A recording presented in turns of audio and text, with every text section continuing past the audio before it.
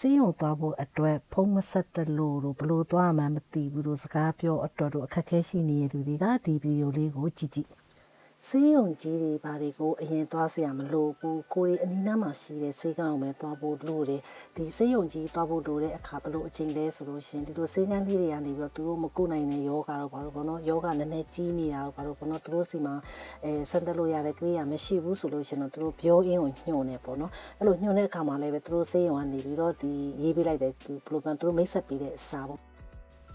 အဲ့ဒါကိုရှော့ခိုင်းကြောလို့ပြောတယ်ပေါ့နော်အဲ့ရှော့ခိုင်းကြောဆိုတဲ့စာရွက်ကလေးကိုယူပြီးတော့ကိုရီးယားဆေးရုံမှာတက်ပြဖို့လိုတယ်ပေါ့နော်တာမန်ရိုးတန်းတန်းပြချင်တဲ့ဟေးဆိုလို့ရှိရင်တော့ကိုရီးအနီးနားမှာရှိတဲ့ဆေးကန်းလေးတွေကိုပဲတွားပြပေါ့နော်ပြောရင်းနေပါလေကဒီတိုင်းဘာလို့မျိုးရှော့ခိုင်းကြောတွေပဲမပါဘဲနဲ့ဒီတိုင်းတွားပြမယ်ဟေးဆိုလို့ရှိရင်သူကဒီရှော့ရှင်းရော်လို့ပြောတယ်ဒီဆက်ဆက်ကျင်လာပြတဲ့အနေနဲ့ရန်9000တောင်းတဲ့ဆေးရုံရှိသလိုရန်8000တောင်းတဲ့ဆေးရုံရှိရဲ့အဲ့ဒါကသူကဒီအမကန်ကြီးကျမကြီးအမကန်ကြီးနဲ့မဆိုင်ဘူးတက်8000လို့9000လို့တက်ကြီးပေးရတယ်ပေါ့နော်ဒါကြောင့်မို့အရင်ဆေးကန်းတိတိလေးတွေကိုပဲသွားပြီးတော့ပြတင်တယ်ပေါ့နော်ဆေးကန်းမပြမီမှာလိုအပ်တာကတော့အဲ့တော့ကိုကဒီဆေးကန်းမပြမီမှာပေါ့နော်ကိုကဖျားတာလားအေးပတ်နေရတာဘိုက်အောက်နာလားကောင်းမှုတာလားစသဖြင့်ပေါ့နော်အရင်ကိုပြမဲ့ဆေးကန်းကိုအရင်စုံစမ်းတင်တယ်ပေါ့နော်အဲ့တော့ဥပမာကိုကအဖျားရှိရဆိုလို့ရှိရင်ဟာツネツချောင်းဆိုးရဟိဆိုလို့ရှိရင်တော့စေကီ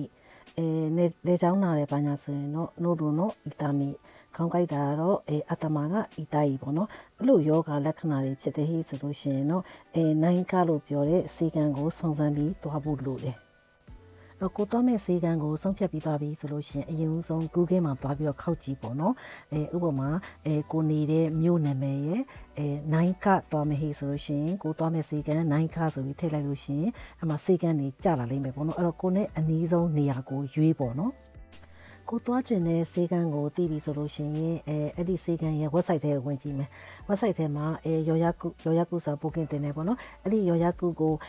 ဖုန်းဆက်ပြီးတော့လောက်ရမှာလားဒါမှမဟုတ်သူကအင်တာနက်ကနေသူက application တစ်ခုရှိရဲ့ဆေးရုံတွေကိုဆေးကန်းတွေပဲသွားကျင်နေဟေးဆိုလို့ရှိရင်အဲ့ဒီအင်တာနက်ကနေပြီးတော့အဲ့ဒီ application ကနေပြီးတော့အဲ့ပိုကင်တင်တဲ့ဟာပေါ့လေသူကတော့ဖုန်းဆက်စရာမလိုဘူးပေါ့လေဒါပေမဲ့လို့များသောအားဖြင့်ဆေးရုံတွေတော်တော်များများကဖုန်းဆက်ပြီးတော့ရော်ရကုယူပါလို့ရေးထားတာများတယ်ပေါ့နော်ပြီးတော့ဖုန်းနံပါတ်ကလည်းအဲ့ဒီ website ထဲမှာကြည့်လို့ရတယ်Google ခောက်ရုံနဲ့လည်းအဲ့ဒီဆေးရုံရဲ့လိစာပါမယ်အဲ့ဒီဟိုပါပေါ့နော်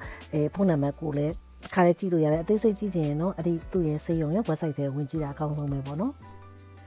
အဲ့တော့ဆေးရုံကိုဖုန်းဆက်ပြီးတော့ booking ယူကြမယ်ရော်ရကုလုပ်ကြမယ်ပေါ့နော်အဲ့တော့ရော်ရကုလုပ်တဲ့အခါမှာလိုအပ်တဲ့စကားပြောလေးတွေကိုအခုချိန်ရစပြီးတော့တခြားကြည့်ပေါ့နော်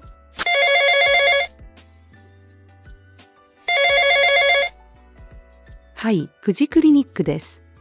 お世話になります初めて診察をお願いしたいのですが、予約は可能でしょうか？はい、承っております。どのような症状でご希望でしょうか？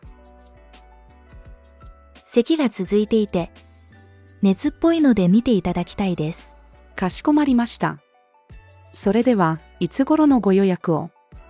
ご希望でしょうか？来週の火曜日の午後か、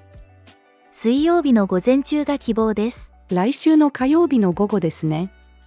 午前の10時でしたらご案内できますが、いかがでしょうか？はい、その時間でお願いします。かしこまりました。それでは、お名前とご連絡先をお伺いしてもよろしいでしょうか？すみません。その時間は都合が悪いので、水曜日の午後の1時はいかがでしょうか？かしこまりました。それでは、お名前とご連絡先をお伺いしてもよろしいでしょうか？ミミと申します。電話番号は080のです。ありがとうございます。